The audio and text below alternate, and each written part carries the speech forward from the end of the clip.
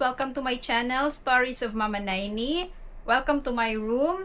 Although I know this is not the proper setup or setting to introduce these Korean products, but welcome to my vlog. So sabi ko nga, these are Korean products and I'm going to share to you kung ano meron ako. My husband works in Korea and sabi ko, Han, can I try mga chips nila doon? So sabi niya, yeah, ipapabox niya.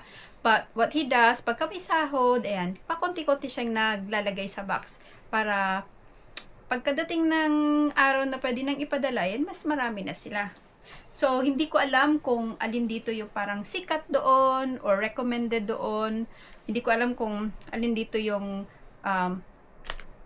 mamahalin or hindi mamahalin. Basta, kumuha lang yung husband ko ng mga a few chips for me to try on. And thank you, Han. So, I'm gonna show you first, dito na lang, start from left to right para wala akong ma-miss. So, I'm gonna start with these potato chips. These are very thin. Masyado talaga siyang manipis na mga potato chips. Ang na-try ko nito was onion flavor. Ito, regular flavor lang. Hindi siya maalat. Yung onion flavor, hindi siya maalat. Tama lang and parang mas manipis pa siya kaysa sa Pringles. Basta manipis siya, masarap. And then next would be ito, jerky. Ang jerky, nung ginugulans ko siya, ang sabi doon, ang flavor niya ay grilled pork ribs. Pero 'di ba usually pagka may flavor yung chips or ganyan, may nakalagay na photo or image ng flavor para mas madali mong malaman ano yung flavor. But anyway, ito, nakalagay doon, ganun daw, grilled pork ribs, pero correct me if I'm wrong, I don't know how to read yung Korean na mga letter nila. By the way, yung ano niya pala, yung hugis niya, parang cheese it. Ganyan siya. Okay. Pero I haven't tried it yet, ha? Okay, next would be ito. Pretzels. Usual na try ko pag pretzels, it's either yung matamis, yung coated with strawberry or chocolate or vanilla, and yung salted. Yung garlic butter, hindi ko pa to natatry. Parang ano siya, among the chips, ito yung pinaka-healthy. Tsaka mabigat siya, puno. So, I have 3 of these. Ayan. Next, it would be this. Ito ay premium jerky. Ang nasubukan kong jerky is beef jerky from Singapore na matamis and masarap, maalat. Matamis na maalat. This one, nagulat ako kasi maanghang. Pero yung anghang niya, hindi yung from the mouth. Malalaman mong maanghang siya dito na sa throat. So, nagulat ako nung sinubukan ko. Kasi yung beef jerky ng Singapore, pwede mong isabay sa ulam. Ito talaga feeling ko pang pulutan. Or kung mahilig ka talaga sa maanghang, ito, okay to for you. Okay, next is ito. Peanut and caramel. So, parang yung, alam niyo yung sa Philippines na popcorn na may caramel, ganun siya. Ito naman, iba yung hugis niya. Yan, para siyang cheesy pero yung ganito yung shape. Ang flavor niya, peanut and caramel, and I find it very interesting. Ayan. Hindi ko pa nasubukan to, ha. Okay, next, ito. Pangpulutan ng Pilipinas, Cropek, pero shrimp flavor. Very naman siya eh. Yung English naman nakasulat, the sound that makes everyday enjoyable. Pibik. Hindi ko lang hindi ko sure kung ano yung big or pibik sa Korean, ha. Basta nakalagay pibik. Yan. Straightforward. Cropek siya. Cropek na. Ito, ang next would be something interesting sa atin. We have Nova sa Philippines, di ba? Ito ang Nova ng Korea. Pero, kakaiba yan. With multigrain. Wheat, whole grain. With whole grain. Yan pala. Pero, hot spicy flavor. So, hindi ko alam kung ma-enjoy ko rin siya o hindi kasi ayoko ng spicy, pero interesting. And, meron siyang ibang flavor na alam ko I would like. It's the Mexican grilled tacos. Ayan. Pero feeling ko ito may enjoy ko. Ayan. Nova ng Korea. Yan. Next would be ito. Can you guess kung anong katulad dito sa Philippines? Ito yung parang cornets ng Pilipinas. Pero I'm not sure kung may cornets pa ngayon. Ang alam ko ngayon, crunchy. Yung orange na packing ng Granny Goose pa rin. I'm not sure. Parang Granny Goose pa rin yung crunchy.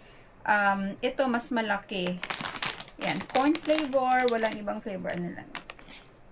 Yan. Ayan. And then next is this. Potato stick. Yan. Wala siya ibang yung flavor. Basta potato stick lang siya. So, nakakaiba siya kasi hindi siya yung regular na chip na parang clove na design. Siya kasi stick.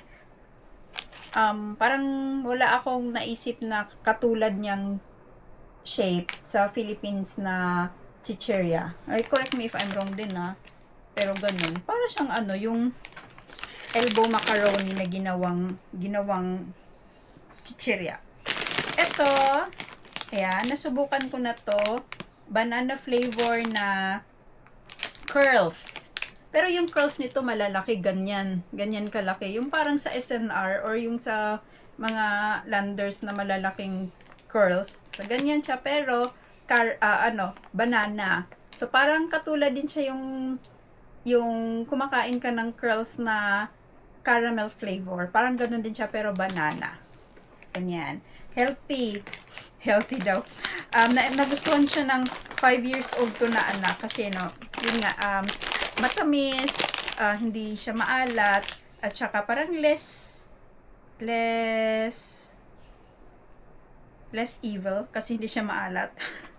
Anyway, ito, Dijet. Meron tayo nito sa Philippines. Lagi itong meron sa mga mall. Pero ito talaga, Korean talaga nakasulat. Ganyan. Alam ko meron din ito Saudi. Parang different countries may have this, pero yan. Gusto rin siya ng anak ko. And there's another parang cookie. Ito. This is actually individually packed sa loob. Yan, which I like. Kasi yung hindi siya papasukin ng langgam. Tapos, there's just one piece inside. Hindi siya ganun katamis. I'm not sure kung mahilig yung Korean sa matatamis. Parang hindi naman. Tama lang siya. Okay sana to pang baon ng mga bata. Pero no, there are schools na bawal ang chocolate in any form. Like chocolate drink, chocolate chip, chocolate crinkles, chocolate toppings. Bawal na ganun. So, pwede siya sa bahay, ganun kung bawal. Pero kung okay lang sa school nyo, go. Pwede ganun. And Pringles. Alam ko may marami tayong flavors ng Pringles sa Pilipinas. Pero this one, wala ang flavor na ito. Sweet onion. But correct me if I'm wrong, baka hindi lang ako naglalagi sa mall at saka nagtatry ng mga Pringles na products. Ito ay sweet onion. Masarap. Parang onion lang din, pero parang light version of onion flavor. Yan. I actually have a different flavor din dito, which is yung butter caramel. Ayan. Ito talaga, magugulat yung unang titikim. Kasi, pagka sinasabi nating chips, alam natin maalat. Pagka ganitong butter caramel, parang yung mga curls and popcorn, ganun. Pero ito, kakaiba siya. Masarap din siya. Yun nga lang, butter caramel na flavor na chips. Ayan. So, yun guys. Actually, there's one more pa na naubos na namin. Yung onion rings. Ang onion rings nila, ganyan kalaki. Tapos, malalaki din yung rings. Alam ko meron tayong onion rings na yung maliliit, tapos maliit din yung ring.